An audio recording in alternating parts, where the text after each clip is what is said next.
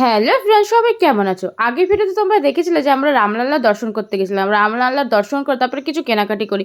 রামলালা দর্শন করে কেনাকাটি করতে করতে 7:30 8টা বেজে যায়। তারপর দেখো এমন একটা টোটো ধরেছি যে 10 মিনিটের রাস্তা আমাদের 30 মিনিট ঘুরিয়ে নিয়ে যায়। আর আমি যেহেতু পরের দিনকে আমাদের লখনৌর উদ্দেশ্যে বেরিয়ে যেতে হবে, আমি তাড়াহুড়ো করে সেরকমভাবে কোনো ভিডিও ক্লিপ নিতেই পারিনি। আর এখানকার রাস্তাঘাটগুলো এত সুন্দর পরিষ্কার পরিচ্ছন্ন আর এত সুন্দর সাজানো, তোমাদেরকে কি বলবো। আর আমাদের অযোধ্যাতে 2 দিন 3 দিন থাকার কথা ছিল, যেহেতু আমাদের ট্রেনের গন্ডগোলের জন্য আমাদেরকে পরের দিনকে লখনৌর উদ্দেশ্যে বেরিয়ে যেতে হয়। আর আমার ভিডিওটা কে কোথা থেকে দেখছো অবশ্যই কমেন্ট করে জানিও। আর রামলালা দর্শন কে কে করলে সেটা জানাতে একদমই ভুলো না। আর অযোধ্যাতে রামলালা ছাড়াও আরও সুন্দর সুন্দর জায়গা রয়েছে ঘোরার।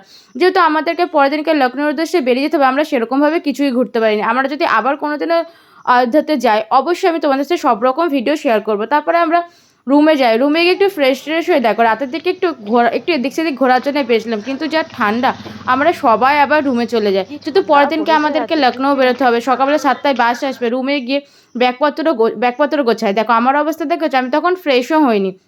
তারপর দেখো এখানে এত ঠান্ডা পড়েছে, কিছু মানুষ আগুন জ্বালিয়ে বসে রয়েছে। Thank you for watching, tata.